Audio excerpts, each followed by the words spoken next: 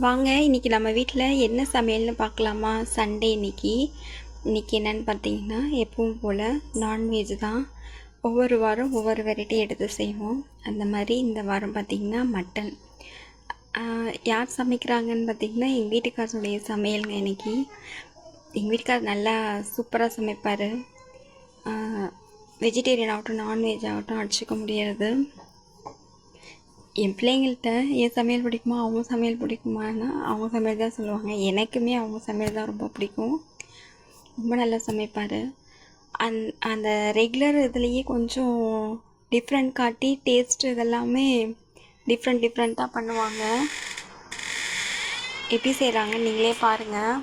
ஒரு நாள் அவங்களுடைய சமையல் ரெசிபி உங்கள் கூட ஷேர் பண்ணுறேன். உங்கள் வீட்டில் இன்றைக்கி என்ன சமையல், யார் சமைச்சாங்கன்றதை என் கூட நீங்களும் ஷேர் பண்ணுங்கள் கமெண்ட் மூலயமா.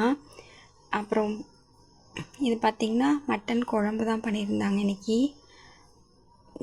எங்கள் பாப்பா, என் பையன், எனக்கு எல்லாத்துக்குமே எங்கள் வீட்டுக்கார சமையல் ரொம்ப பிடிக்கும். எங்கள் மாமனார் மாமியார் கூட இவர் சமையல் விரும்பி சாப்பிடுவாங்க. நல்லாயிருக்கும், சாப்பிட்டுட்டே இருக்கலான்னு போல் இருக்கும். நம்ம 6 நாள் வேலை செஞ்சாலும் நமக்காக ஒரு நாள் ஒருத்தவங்க வேலை செய்யும்போது அது எவ்வளோ நல்லாயிருக்கும். நமக்காக செஞ்சு கொடுக்கும்போது நீ ரெஸ்ட் எடு, நான் நீ பண்ணுறேன்னு சொல்லிட்டு. அந்த மாதிரி எங்கள் வீட்டுக்காரர் எப்போ ஃப்ரீயாக இருக்காரோ வீட்டில் இருக்காரோ அந்த அன்றைக்கி அவங்க ஏதாவது ஒரு டிஷ் எங்களுக்கு பண்ணி கொடுத்துருவாங்க.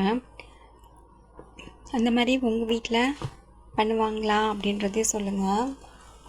அவங்களுக்கு வேண்டியது எல்லாம் அவங்க கேட்குறத கரெக்டாக அவங்க பக்கத்தில் கைக்கு எதாவது வச்சிட்டோம்னா போதும், அவங்களே எல்லாம் ரெடி பண்ணிடுவாங்க.